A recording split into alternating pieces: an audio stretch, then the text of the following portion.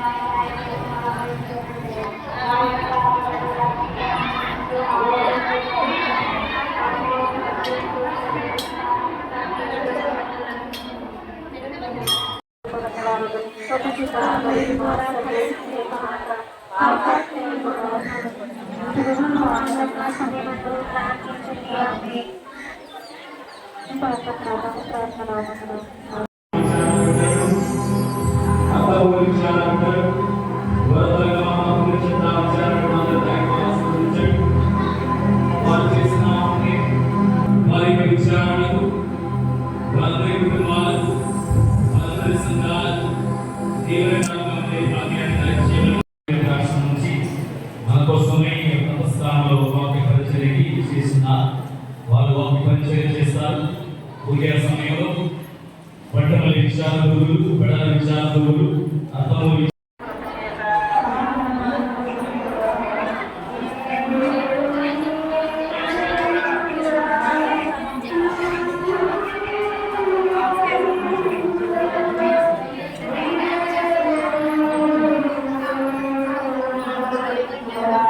కుర్చీలో కూర్చుండే వాళ్ళు దయచేసి బయటకు వెళ్ళడానికి ప్రయత్నం చేయండి.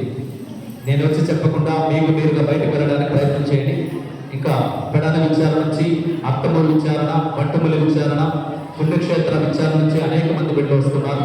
అందరూ కనీసం కింద కూర్చోడానికి స్థలం ఇవ్వండి. కుర్చీలు కావాల్సిన వాళ్ళు బయట కూర్చోడానికి ప్రయత్నం చేయండి దయచేసి.